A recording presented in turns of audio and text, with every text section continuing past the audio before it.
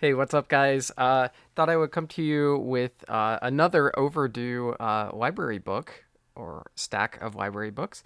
I've I read these some time ago, and I've been meaning to talk about them. I did on stream, but I meant to make a video about these because I think they're pretty cool.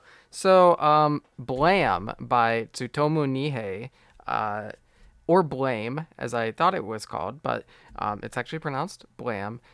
This is something I meant to read for a long time. I feel like I heard about it so many times, but never got around to reading it until now, because I got it from the library and read all six of these master volumes. So this is the last one. So what is Blame? If you haven't heard of it, it's a, let's say, post-apocalyptic cyber future mecha, not mecha, no, but there's a lot of like AI sentient life trying to kill humans. Humans are trying to survive. It's an interesting take on how things could go completely wrong with humanity and how we're interfacing with computers.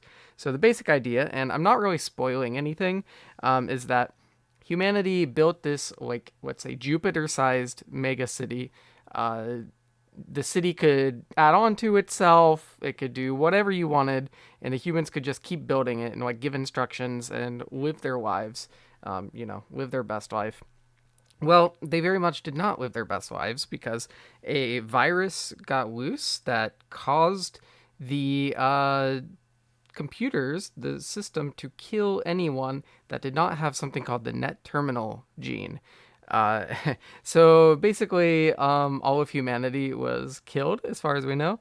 And the story follows Killy, who is kind of human. He is human, but not like you would think humans are. But follows him as he tries to find a human with the net terminal gene so they can finally fix all of this because someone with that gene can interface with the system and then, maybe bring everything back to normal. Okay, so it's an interesting story. That's the background, but the main like interesting thing about Blame is that it's never going to really make sense, but it's really entertaining and satisfying to try and make sense of it. I mean, there are some things that, yes, there's a story there. Okay, you can kind of figure out what's going on. There are characters, uh, but you never really know what happened, and you're not really meant to know. But you can kind of fill in things as you like. So it's a lot of fun that way. But the really cool thing about this series, that I think, is it's like this, crazy mega city thing, right?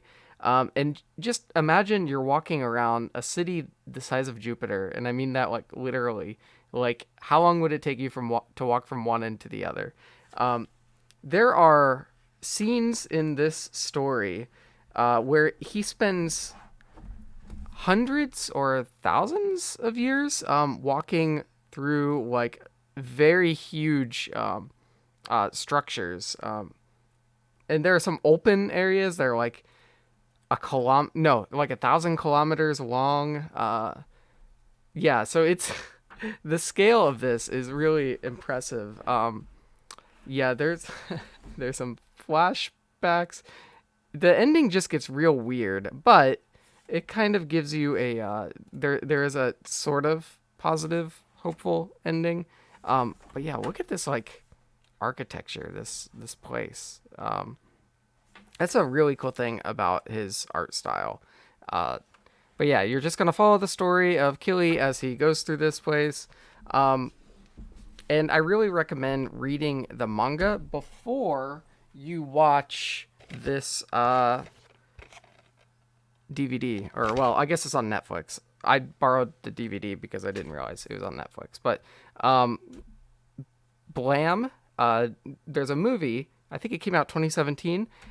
It's pretty good, but definitely do not watch this before reading the manga, because you will have like no context, and uh, it will definitely take away from the impact of the story. So it's not a great movie, I have to say, but if you've read the manga, it does add something there. Like it was a good watch after reading the manga. But again, after reading the manga, and it follows a story of not just Killy, but like humans that are just trying to survive in this crazy world. There are other regular humans, you know, like us, and they have dwindling resources.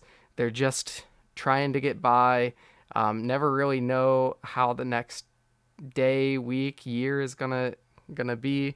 Um, and you know the AI is trying to kill them all the time. So yeah, it's really cool. The other thing, if you like that, there are some other series by Nihei, Biomega.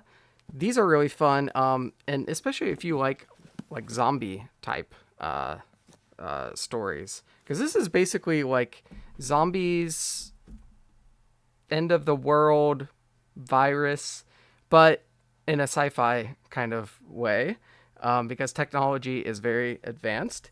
Oh, and also there's a bear that is like a human. It's I don't want to give away, but he talks. He has preferences. You know, he can ride a motorcycle. Like he's a very cool bear, I gotta say. I'm about halfway through these right now. I can't remember how many there are, but I'm enjoying these as well. But I do have to say this is another story where the it's never fully going to make sense. I think so. You just gotta kind of enjoy the ride. But yeah, that's Blam. Oh, the other thing forgot to say. Look at the katakana. See, it says blame, but buramu. So there you go. Yeah, I'm forgetting my katakana here. But anyway, it's definitely not blame. Um, but yeah, it's a great action sci-fi.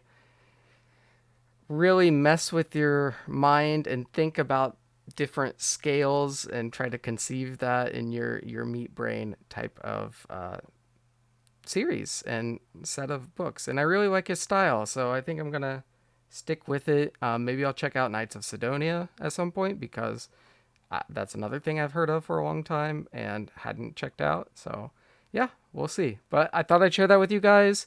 Let me know what you think, and hope to see you next time. Peace.